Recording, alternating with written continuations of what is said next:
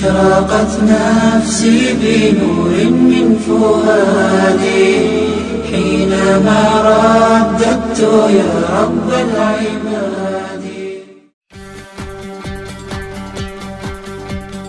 Ислам KZ ұлттық рухани ағарту порталы ұсынады.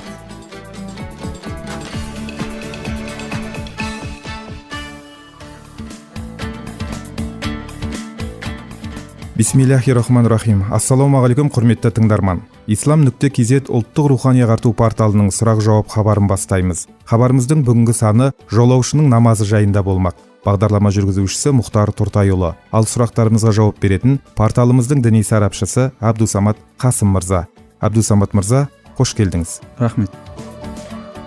Абдусамат мырза, жолаушы кісінің ғибадаты жайында айтсаңыз, қандай жеңілдіктер қарастырылған? Жолаушының үкімін алу үшін қандай шарттар керек? Алхамдулиллахи уассалату уассаламу аля расулиллахи. Шариғатта жолаушыға бірнеше жеңілдіктер қарастырылған. Атап айтсақ, 4 ракағат намазын 2 ракағатқа қысқартып оқиды. Ораза айында ауыз бекітпеуіне рұқсат. Жұма күні жұма намазы парыз болмайды. Аяғына киген мәсісіне 3 күн бойы масих тарта беруіне болады. Алайда адам жолаушы үкіміне кіру үшін ең әуелі баратын жері кем дегенде 85-90 шақырым қашықтықта болу керек. Екіншіден, баратын жеріне ниет етуі керек. Сондай-ақ, сапарға шыққан адам тұрғылықты елді мекенінің аумағынан толықтай шыққаннан бастап жолаушы болып есептелінеді. Қалаға жалғасқан қала түбіндегі елді мекендерде қала саналып, олардан өткен кезде ғана жолаушылық үкімі жүреді.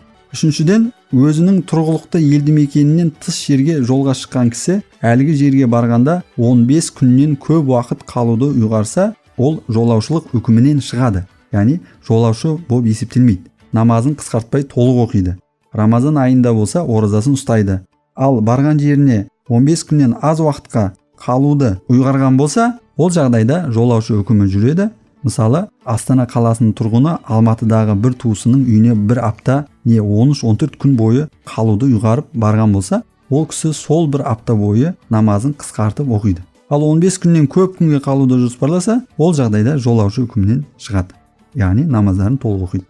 Сахаба Абдуллах ибн Аббас пен Әзіреті Омардың айтқан мынадай сөздері деректерде айтылады. Олар былай деген: жолаушы кезінде бір елді мекенге келіп, ол жерде 15 күн қалуды ниет етсең, намаздарыңды толық оқы. Ал ол жерден қашан кететініңді нақты білмеген болсаң, намаздарыңды қысқартып оқы деген әлгі екі сахаба. Бір аптаға келген бір кісі бір жағдайлармен уақыты созылып 15 күннен асып кетсе, ол не істеуі тиіс? Егер жаңағы кісі 15 күннен көп уақытқа созылатынына сенімді болса, жолаушылық үкімінен шығады. Намаздарын толық оқиды. Ал егер қанша уақытқа созылатыны белгісіз болса, намаздарын қысқартып оқиды. Деректерге қарасақ, Әзіреті Омар Әзербайжанда 6 ай бойы жүрген екен, осы 6 ай бойы намазын қысқартып оқығандығы деректерде айтылады. 85-90 шақырым ұзақ бір жерге ниет етіп шыққан адам жарты жолдан кері қайтса, ол намазын қысқартып оқи ма? Кемі 85-90 шақырым ұзақ бір жерге ниет етіп шыққан адам діттеген жеріне жетпей, жарты жолдан кері қайтуға шешім қабылдап жатса, жолаушылық үкімінен шығады да намаздарын қысқартпай толығымен оқиды жол барысында. Осы орайда мынаны білгім келіп отыр. Жолаушы адам парыз намаздарымен қатар сүннет намаздарын да оқиды ма?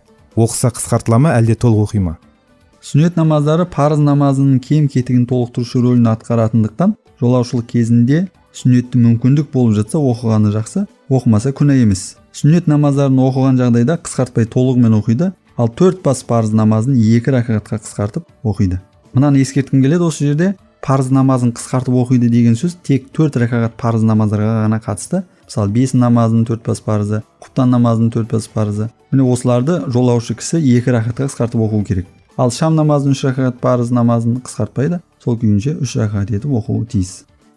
Жолаушы имам болған жағдайда, оған үйіп тұрған жолаушы емес кісілер қайтеді?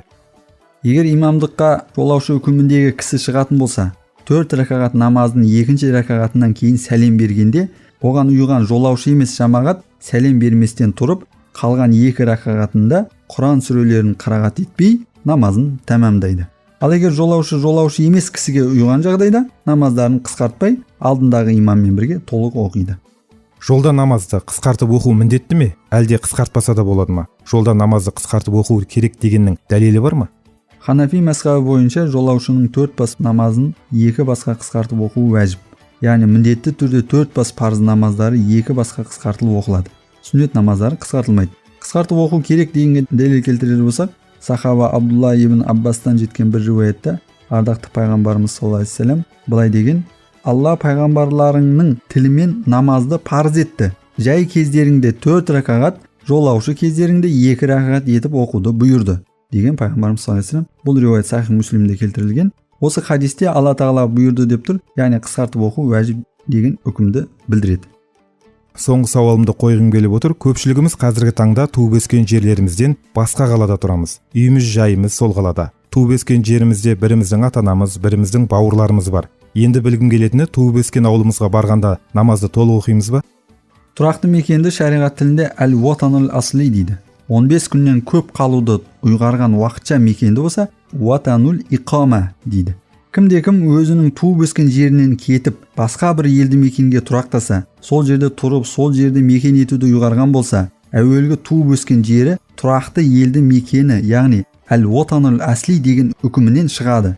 Мысалы, Тараз қаласына туып өскен кісі Астана қаласына орнығуды ұйғарған болса, осы қаланы уақытша емес, тұрақты мекені ретінде есептейтін болса, Тараз қаласына 15 күннен аз уақытқа бара қалған жағдайда намаздарын қысқартып оқуы тиіс. Өйткені Тараз қаласы әсли отан статусынан шығады, Астана қаласы ол кісінің әсли отанына саналады. Астанаға кірісімен жолаушылық үкімі жойылады.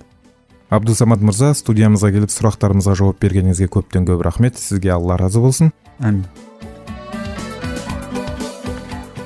Міне құрметті тыңдарман қауым, осымен бүгінгі бағдарламамыз аяқталды. Студиямызға келіп сұрақтарымызға жауап берген islam.kz ұлттық рухани ағарту порталының діни сарапшысы Абдусамат Қасым мырза. Бағдарламаны жүргізген Мұхтар Тұртайұлы. Келесі кездескенше еліміз аман, жұртымыз тыныш болсын ағайын.